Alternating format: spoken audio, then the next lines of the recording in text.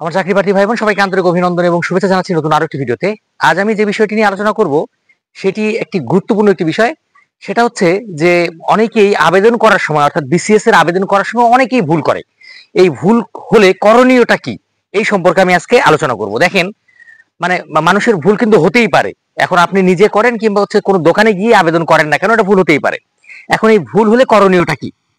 তবে আমি আপনাদেরকে প্রথমে একটা কথা বলে রাখি যে বিসিএস পরীক্ষা দেয়া যেমন একটা হচ্ছে যোগ্যতা লাগে, মানে একটা পরীক্ষা, বিসিএস পরীক্ষা দেওয়াটা ঠিক তেমনই আবেদন করাটাও কিন্তু একটা পরীক্ষা। আপনার পরীক্ষাটা শুরু হয় আবেদন করার মধ্য দিয়েই কিন্তু। কাজেই আপনি যদি আবেদনেই ভুল করে ফেলেন তাহলে কিন্তু আপনি এখানে মানে অনেক বাধার সম্মুখীন হতে পারেন কিন্তু। কাজেই আপনারা আবেদন করার সময় এমন ভাবে আবেদন করবেন যেন ভুল না হয়। আর যারা এক্সপার্ট, যারা হচ্ছে যে মানে বিসিএস এর আবেদন রেগুলারই করে, তাদের কাছে গিয়ে করবেন। অথবা আপনি কিন্তু নিজে ঘরে বসেও কিন্তু ধীর স্থির ভাবে আবেদন করতে পারেন। তবে ইদানিং দেখা যাচ্ছে যে অনেকেই আবেদনে ভুল করেন। আবেদনের যে জিনিসগুলো ভুল করেন সেটা হচ্ছে যে দেখা যায় যে কেউ জন্ম তারিখ ভুল করে ফেলেছে, কেউ তার রেজাল্ট ভুল করে ফেলেছে, কেউ তার নামের ঠিকানা ভুল করে ফেলেছে, নাম ভুল করে ফেলেছে।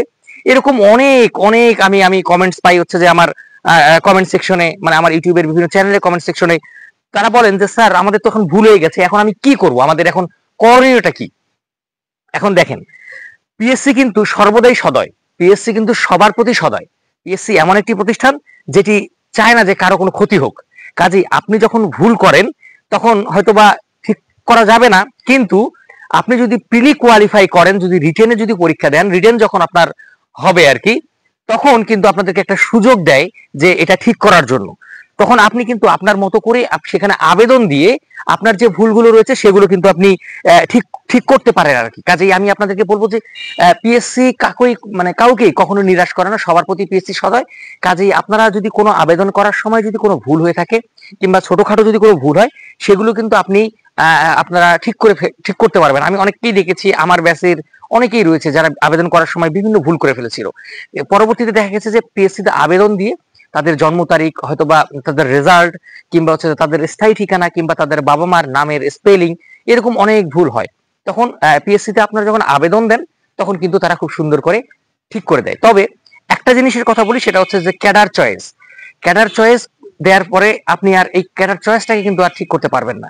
আপনি যদি একবার ক্যাডার চয়েস দিয়ে ফেলেন, সেটা কিন্তু আপনার ঠিক করার কোনো উপায় নেই। তবে আপনার নাম কিংবা হচ্ছে রেজাল্ট কিংবা হচ্ছে যে আপনার হচ্ছে জন্ম তারিখ, এগুলো যদি ভুল হয় সেগুলো ঠিক করা যাবে। তবে ক্যাডার চয়েসের ক্ষেত্রে কখনোই এটা ঠিক করা সম্ভব হবে না। তো আমার চাকরি প্রার্থী ভাই বোন, আমি মনে করি যে আপনারা ক্লিয়ার বুঝতে পেরেছেন যে কোন জায়গাগুলো ঠিক করা যাবে এবং কোন জায়গাটা ঠিক করা যাবে না, আর ভুল হলে করণীয় কি, সেটা কিন্তু আশা রাখি যে আপনারা এখন থেকে ক্লিয়ার। তো ভিডিওটি যদি ভালো লাগে অবশ্যই চ্যানেলটি সাবস্ক্রাইব করবেন এবং লাইক শেয়ার কমেন্টের পাশেই থাকবেন। ধন্যবাদ আপনাদের সবাইকে।